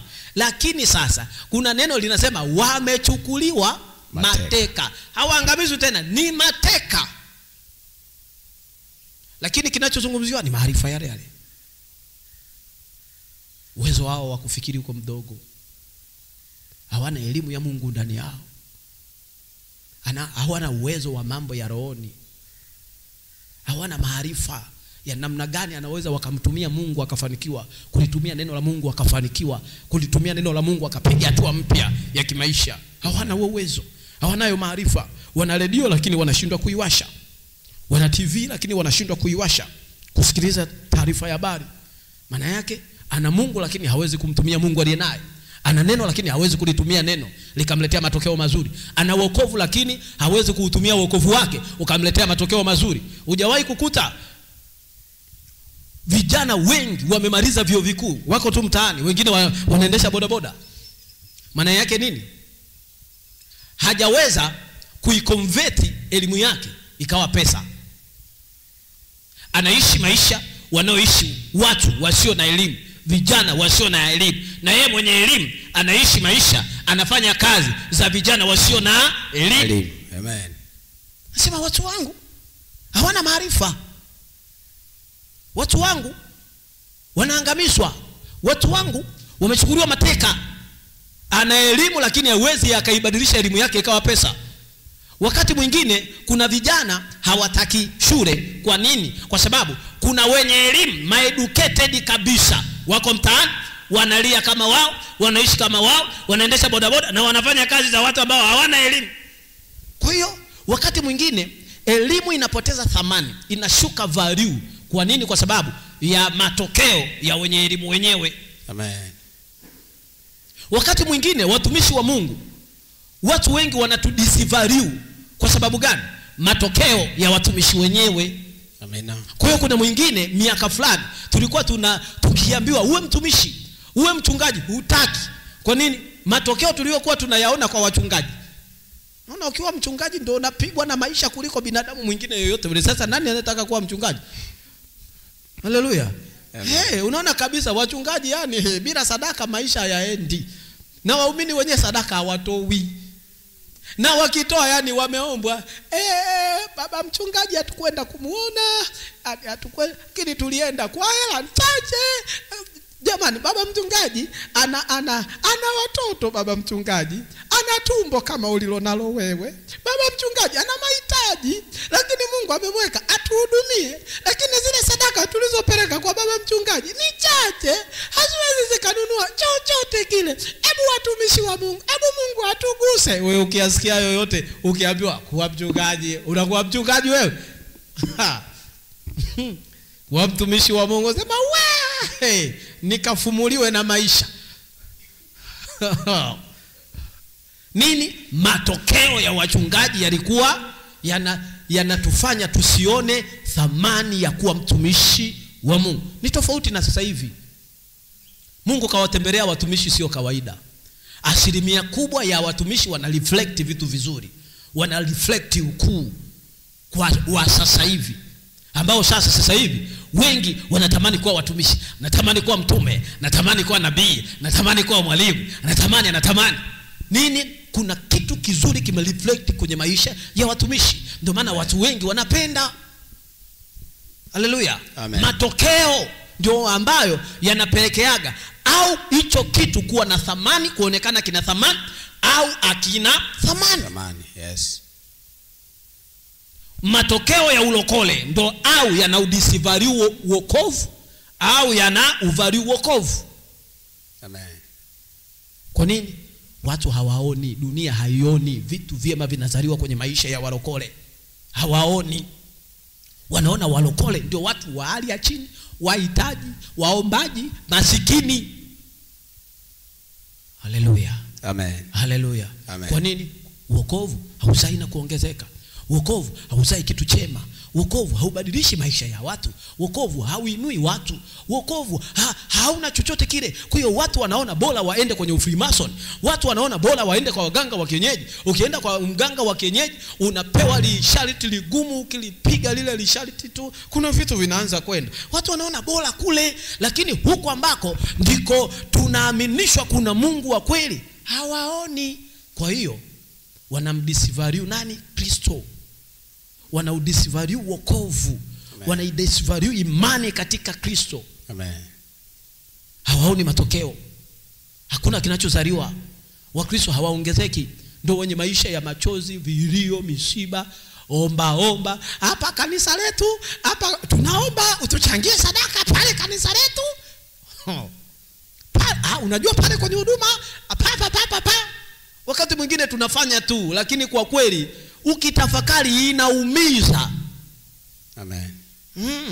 Biblia inasemaje? Nimekuweka kuwa nuru ya mataifa, upate kuwa wokovu hata miisho ya dunia. Nuru kwenye kila kitu mzee. Nuru kwenye kila kitu. Nuru kwenye kila kitu. Nuru kwenye kila kitu. Nuru kwenye uchumi. Amen. Nuru kwenye fedha. Amen. Nuru kwenye imani yenye nguvu, yenye majibu, yenye mambo makubwa. Yes. Nuru kwenye kila eneo. Amen. Haleluya. Amen. Sasa ndio unashangaa uliowekwa kwenye nuru ndio unaonekana uko kwenye giza. Unaenda kuomba msaada kwa walioko gizani.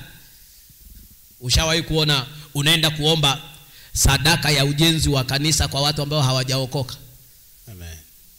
Bora usiende. Mimi nakwambia bora usiende. Sijui kama ni unanielewa.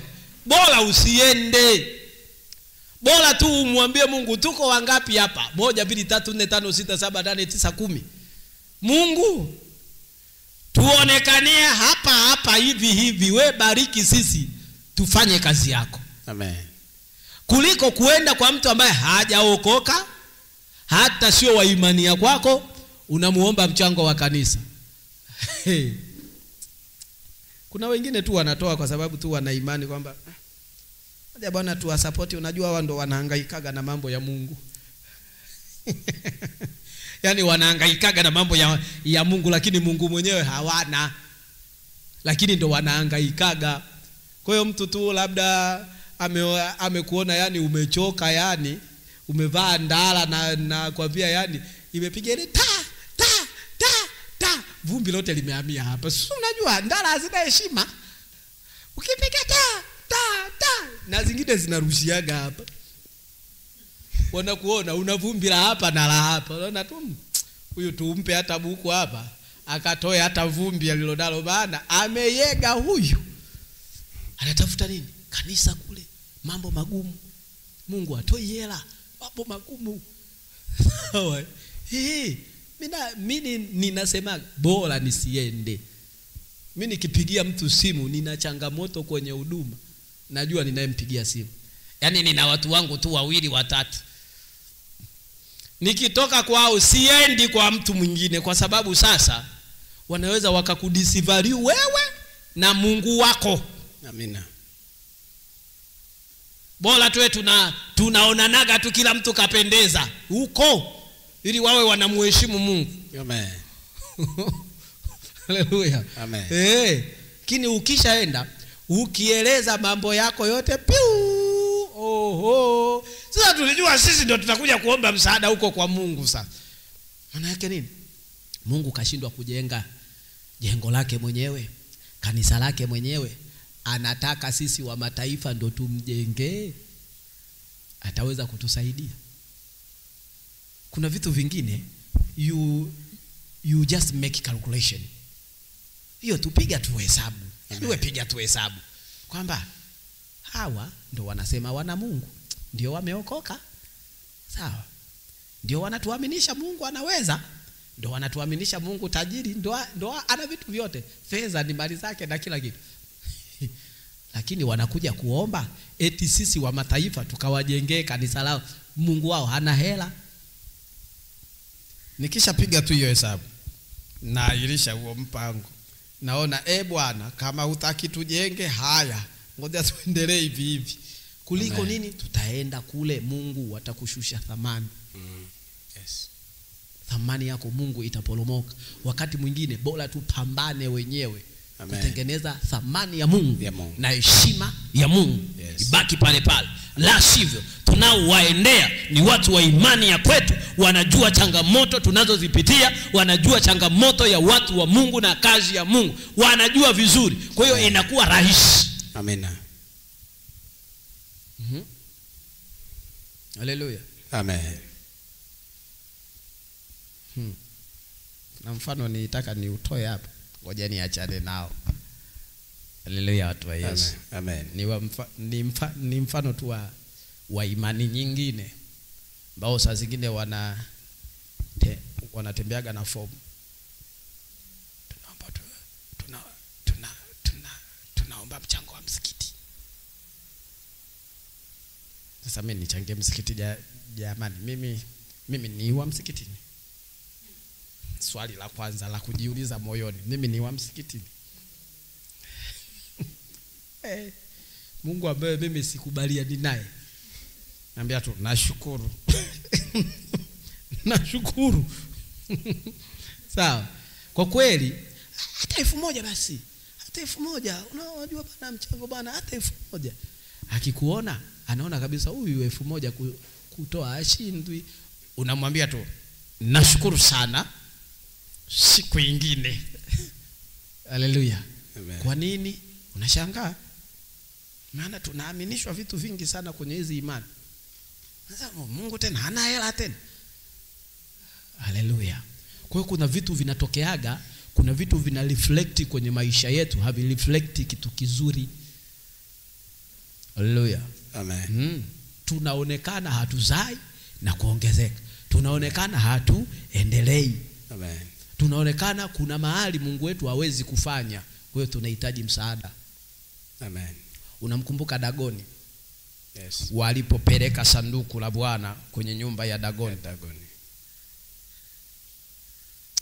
No, sio Dagoni.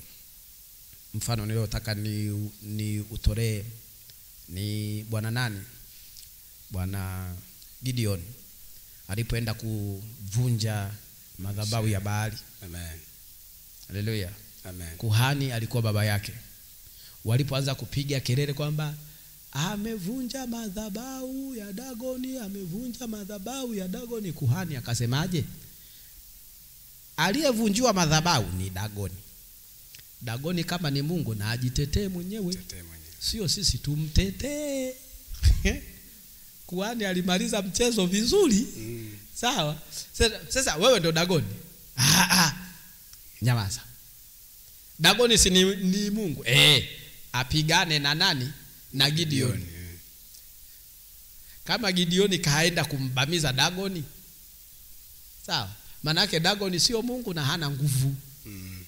Unless Dagoni na Gideon wapigane. Sisi wengine tutaendelea kumshabikia Dagoni hapa, kumbe hakuna chochote. Kama Daudi ameweza kumbamiza. Kamvunja na madhabahu vunja, Ashera choma kwa moto, nguzo washa moto. Alafu sisi ndo tukamtetee. Vivyo hivyo hata kwenye imani zetu. Waga wanazizungumzia hivyo. Wanazikalkulate hivyo. Sasa hawa wanasema Yesu anaweza. Yesu anaweza. Hawezi kuwapa hela. Hawezi kuwabariki hawa wakawa wana hela. Hawezi akabariki kazi za mikono yao. Hawezi akawabarikia mashamba. Hawezi akabariki akili zao. Hawezi akawabariki kwenye juhudi zao. Kwa hiyo wanaona hamna kitu hapo, wanapiga tu kelele hao, hamna kitu hapo. Kwa nini? Make calculation. Wanaona kwa hiyo tunachoaminishwaga ni uongo. Hawana kitu hao. Kwa nini? Hawajaona matokeo. Na Mungu anapambana matokeo. Amen. Zaeni kaongezeke. Amen. Watu tunapambana vitu haviendi. Watu tunazaa vitu vinakufa. Amen. Watu hatuzai kabisa. Tunavyovizaa viongezeki, maendeleo hakuna, matokeo hakuna. Tunaishi maisha yale miaka yote. Kuna shida kwenye maisha yetu. Amen. Na ndio hiyo sasa tunatakiwa tuishughulikie. Amen. Kama ni roho ya utasa, tunapambana na roho ya utasa. Amina. Watu wa Mungu, haleluya. Amen. Haleluya. Amen. Yes, kuna watu hawazai hata wafanyeje. Yaani kuna mtu, sawa? Kuna maisha umeyaishi mwaka huu, mwakani yanakusubiri hayo ulioyaishi mwaka. Yes. Unatakiwa uone, uanze kuyashughulikia. Amen. Haleluya. Amen. Ushawahi kuomba maombi ya kuamuru maisha mapya, neema mpya, kibali kipya, utukufu mpya, biashara mpya, hatua mpya za kimaisha? Lazima ujue. Lakini lazima ujue kumuuliza Mungu, kuna shida gani katika maisha yangu? Kuna shida gani iko juu yangu? Kuna shida gani katika ulimwengu wangu wa roho? Kuna vitu haviendi, napambana sana, napoteza vitu vingi. Mungu, kuna vitu haviendi. Kuna shida gani? kuna shida, lazima ipo shida. Amen. Haiwezekani mtu anakuwa mjamzito, inatoka ya kwanza mjamzito, imetoka mara pili mjamzito, imetoka mara tatu mjamzito, imetoka mara nne mjamzito, ya tano hapokei tena ujauzito. Anaanza kuanza kwanza, jamani kuna shida gani? Haiwezekani. This is not a normal situation. Kabisa sio hali ya kawaida. Haleluya. Anaanza kushughulikia kwanza. Sasa hivi ngoja kwanza. Anaenda kwa mtumishi huyu, anaenda kwa mtumishi yule, anaenda kwa mtumishi yule, anaenda kwa mtumishi yule, anaenda kwa mtumishi yule mpaka anapata majibu. Amen.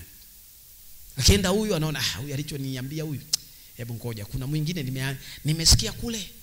Hiyo yote anatafuta suluhisho la hicho ambacho kinatokeaga kwenye maisha yako. Yes. Tafuta mtu wa Mungu suluhisho. Kwa nini maisha yako hayana hatua? Kwa nini biashara yako haina hatua? Kwa nini vitu unavyovifanya kwa kazi za mikono yako hazina hatua? Kwa nini huduma yako haina hatua? Kwa nini unaishi maisha yale vile vile pale pale? Amen. Hicho ni cha kukitafakari, mtu wa Mungu, sio kawaida. Kwa nini zaeni mkaongezeke? Matokeo yake uzai na hakuna kinachoongezeka kwenye maisha yako. Kinachozaliwa kinakufa. Lazima uanze kukalkulate kwamba hapa kuna shida, hapa siko salama, hapa kuna kitu kipo. Haleluya. Amen. Unaweza kusimama juu? Amen. Simama mtu wa Mungu.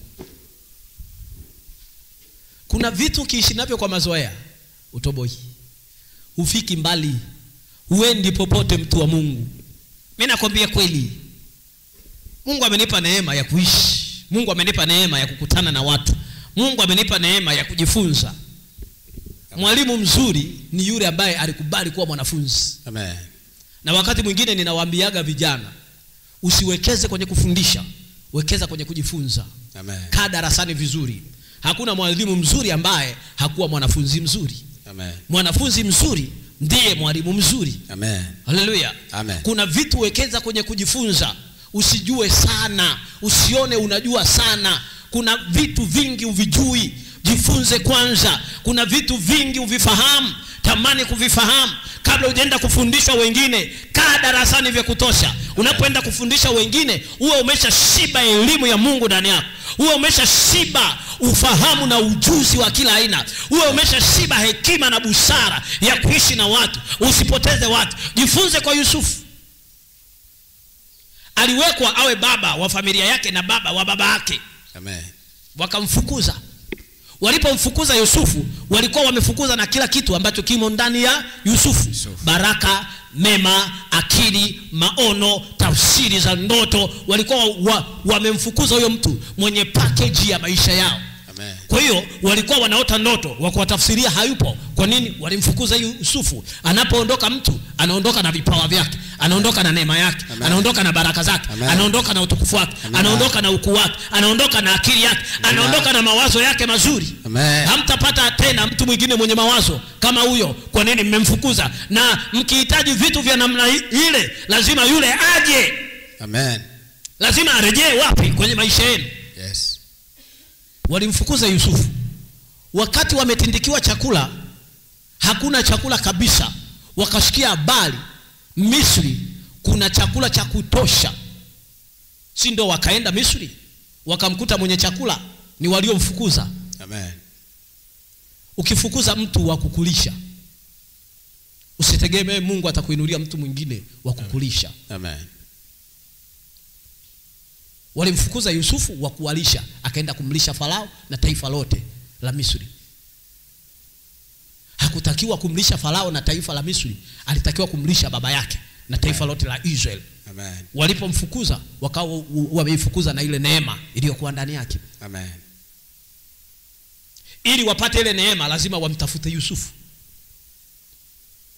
Haleluya. Amen. Lazima upate hekima.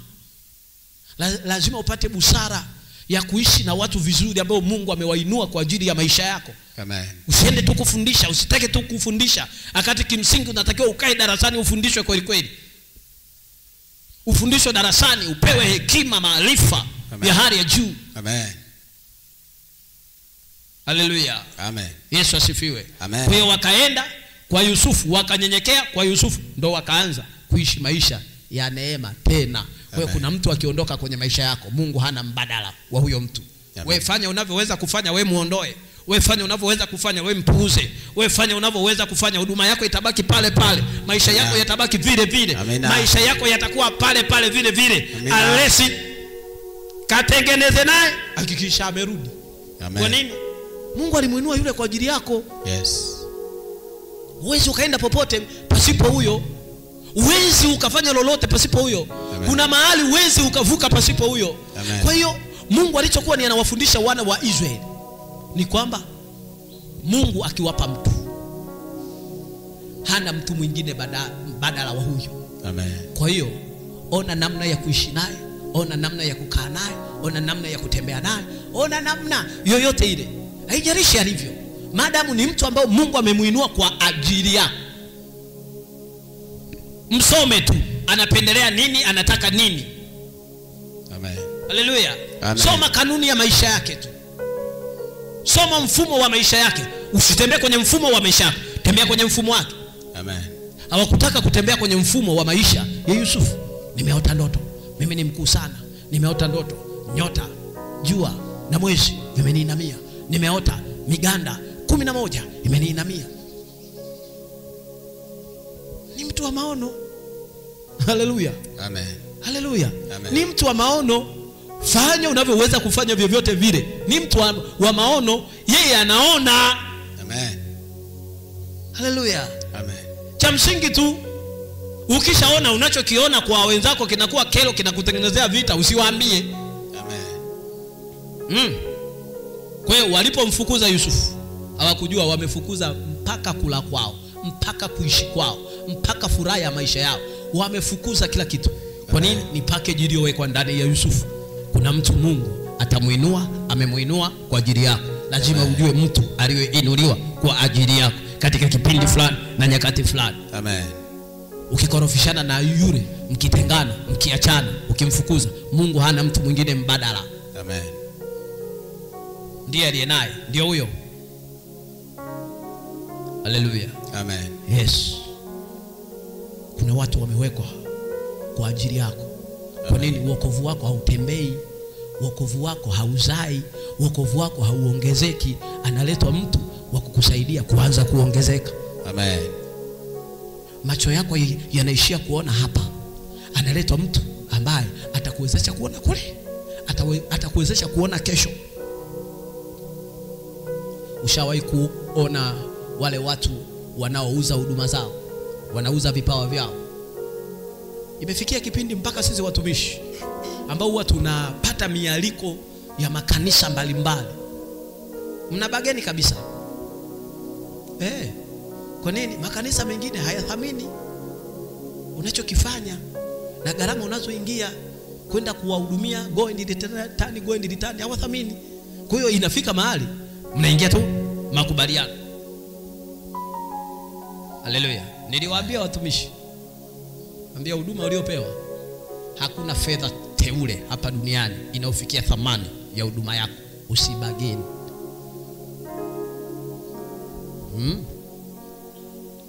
Usiseme mimi bila milioni 5 siji.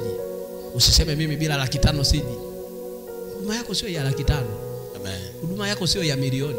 Yes. Haleluya. Unakuwa umeidisvalue thamani ya huduma yako wewe. Amen. 500,000 ni mahitaji yako. Amina. Lakini sio gharama ya huduma yako. Amen. Unanielewa mtu wa Mungu? Amen. Yes.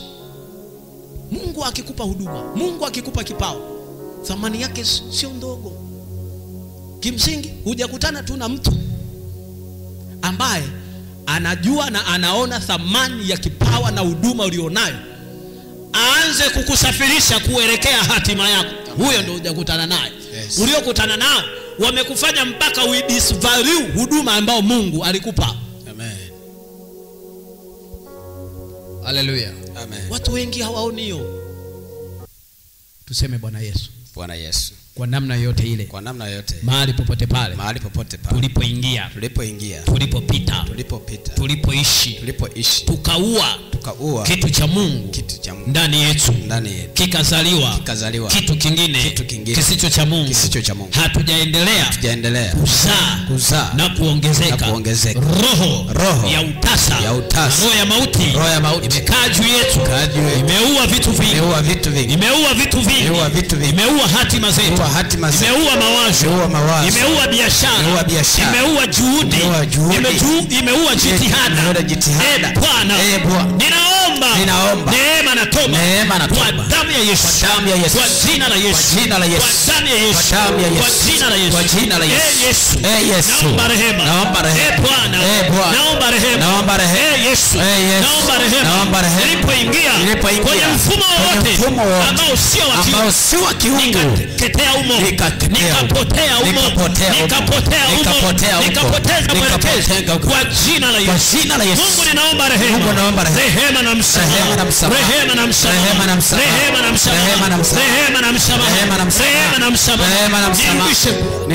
Nirudishe Yesu kwenye mfumo wa kiungu. Ninakemea roho ya kifo, roho ya kuzama katika maisha yangu. Mungu, nijalie kuendelea mbele, nipe kuzaa na kuongezeka, niwezeshe kuzaa na kuongezeka, niwezeshe kuzaa na kuongezeka kwa jina la Yesu. Pita hapa mbele niombe na wewe sasa.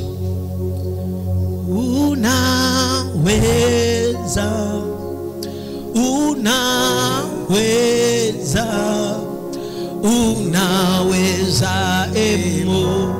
Mwokozi, unaweza Mwokozi,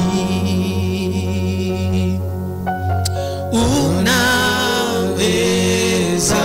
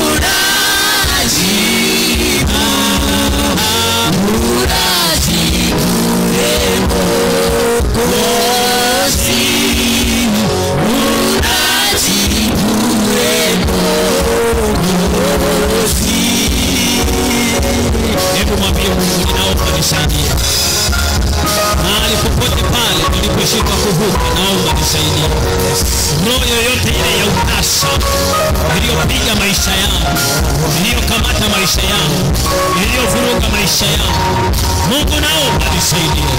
Mungu naomba nisaidie. Mungu naomba nisaidie. Mwambie Mungu nisaidie. Maisha yangu yazae na kuongezeka. Maisha yangu yazae na kuongezeka. Maisha yangu yazae na kuongezeka. Maisha yangu yazae na kuongezeka. Maisha yangu yazae na kuongezeka. Yazae na kuongezeka. Ribosherere baba. Ribosherere baba. Ribosherere baba.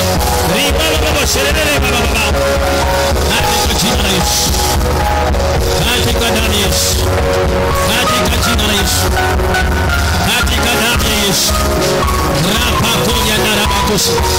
Yeketa kokosha kata. Hata maboshe. Yiketa mandaba bosi. Katika jina la Yesu. Katika damu ya Yesu. Mungu neno lako linasema.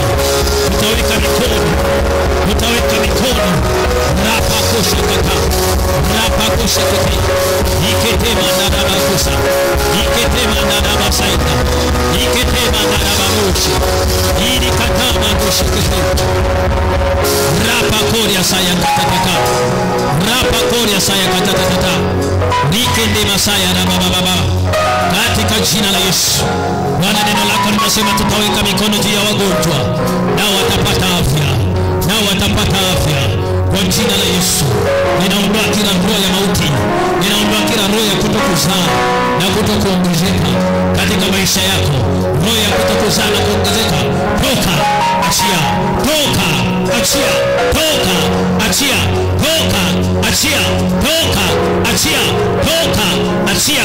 Roho ya kutokuzaa na kuongezeka, toka, achia, toka, achia, toka, achia, toka, achia, toka, achia kwa jina la Yesu Kristo wa Nazareth, kwa jina la Yesu Kristo wa Nazareth, kwa jina la Yesu Kristo wa Nazareth, kwa jina la Yesu Kristo wa Nazareth, kwa jina la Yesu Kristo wa Nazareth. Rapa koria na baba baba, roho ya kutokuzaa na kuongezeka kwa jina la Yesu, achia maisha ya binti huyo, achia maisha ya binti huyo, mapepo, majini, mashetani, kila kifungo cha maisha, kila kifungo cha maisha kwa jina la Yesu. Ninamfungua binti, namfungua binti na kufungua kwa jina la Yesu, kwa jina la Yesu, kwa jina la Yesu, kwa jina la Yesu, kwa jina la Yesu. Funguliwa kwa jina la Yesu, kwa jina la Yesu, kwa jina la Yesu. Maisha yake funguliwa, funguka, funguka, funguka, funguka. Mapepo, nisikie neno la Bwana, nisikie neno la Bwana. Imeandikwa nitaweka mikono juu ya watu wenye pepo na pepo watamwachia, watamwachia, watamwachia. Ewe pepo, ninakuamuru kwa jina la Yesu, ninakuamuru achia maisha ya binti huyo, toka kwa jina la Yesu, toka kwa jina la Yesu, kwa jina la Yesu, kwa jina la Yesu. Kamoto, kamoto, kamoto, kamoto. Mapepo, majini, mashetani, uchawi, uganga ulioshikilia maisha, uliofunga maisha, ninakuapisha kwa njia sasa. Toke mtu huyo, toke mtu huyo, toke mtu huyo kwa jina la Yesu. Toka kwa jina la Yesu aliye hai, kwa jina la Yesu aliye hai. Kila vyakula ulivyolishwa, ulivyokula kwa ajili ya kufunga maisha yako, kwa ajili ya kufunga hatima yako, ewe vyakula, toka, toka, toka, toka, toka, toka, toka, toka, toka, toka, toka, toka kwa jina la Yesu. Maisha ya dada kutokufanikiwa, kutokuendelea, kutokusonga mbele, ninayafuta kuanzia sasa katika maisha yako kwa jina la Yesu. Ninaamuru maisha mapya, neema mpya, kibali kipya, utukufu mpya, heshima mpya, wokovu mpya, hatua mpya. Pokea hatua mpya, pokea hatua mpya, pokea hatua mpya, pokea hatua mpya, hatua mpya za kimaisha, hatua mpya za kimaono, hatua mpya. Pokea, pokea, pokea, pokea, pokea kuanzia leo, ukazae na kuongezeka kwa jina la Yesu aliye hai, kwa jina la Yesu aliye hai. Kuanzia leo ukazae na kuongezeka kwa jina la Yesu, ukazae na kuongezeka kwa jina la Yesu, ukazae na kuongezeka kwa jina la Yesu, kwa jina la Yesu, kwa jina la Yesu, kwa jina la Yesu, kwa jina la Yesu. Bwana akamuumba mwanamume na mwanamke, akawaumba akasema, zaeni kaongezeke, zaeni kaongezeke. Pokea baraka ya kuzaa na kuongezeka, pokea neema ya kuzaa na kuongezeka, pokea neema ya kuendelea, ya kustawi, ya kuchanua, ya kufanikiwa kwa jina na kwa damu ya Yesu, kwa jina na kwa damu ya Yesu. Ninabadilisha hali yako ya kimaisha kuanzia sasa. Hali yako ya kimaisha imebadilika kwa jina la Yesu. Ninakemea moyo utasa katika biashara, moyo utasa katika kazi za mikono yako, moyo utasa, achia kazi za mikono yake, achia akili yake, achia, achia, achia, achia, achia. Pokea roho ya kuzaa kwa jina la Yesu, pokea roho ya kuzaa na kuongezeka, pokea roho ya kuzaa na kuongezeka, pokea roho ya kustawi na kuendelea, pokea roho ya kuzaa na kuongezeka, pokea roho ya kustawi na kuendelea. Roho ya utasa inakutembea juu ya maisha ya mama huyo, toka, toka, toka, toka, toka, toka kwa jina la Yesu aliye hai. Roho ya utasa, toka, achia maisha ya baba huyo, inakutembea kwa jina la Yesu, ninakukemea kwa jina la Yesu, kwa jina la Yesu. Roho ya utasa, achia kazi za mikono yake, achia biashara zake, achia mashamba yake. Umeachiliwa kuanzia sasa ninaruhusu roho ya kuzaa na kuongezeka katika jina la Yesu aliye hai, katika jina la Yesu aliye hai. Ninakemea roho ya utasa, roho ya utasa, achia maisha, achia maisha yake, roho ya utasa, achia maisha yake, roho ya utasa, achia maisha yake, roho ya utasa, achia maisha yake, roho ya kufa, roho ya kufa, achia maisha yake. Kila kitakachozaliwa kuanzia sasa kikaendelee, kikaongezeke, kikaishi kuanzia sasa. Pokea roho ya kuzaa na kuongezeka, roho ya kuzaa na kuongezeka, na neema kuu ya Mungu kakutane juu yako. Pokea hatua mpya ya kimaisha kwa jina na kwa damu ya Yesu aliye hai. Asante Yesu. Hakikisha unakuza kiwango chako cha utoaji wa sadaka. Amen. Haleluya. Amen. Siri ya kukua na kuongezeka inafuatana na utoaji wa sadaka. Amen. Amen. Amen. Biblia inasema anayepanda haba anavuna haba. Amen. Anayepanda vingi anavuna vingi. Amen. Badilisha kiwango chako cha utoaji wa sadaka. Amen. Kama unategemea Mungu akupeleke hatua mpya ya kiuchumi, Amen. hatua mpya ya kimapato, hatua mpya ya kazi za mikono yako. Amen. Na wakati mwingine sehemu zingine huaga ninasema hivi, mtu mzima kutoa sadaka shilingi 1,000 ni kosa. Amen. Haleluya. Amen. Kwa sababu gani?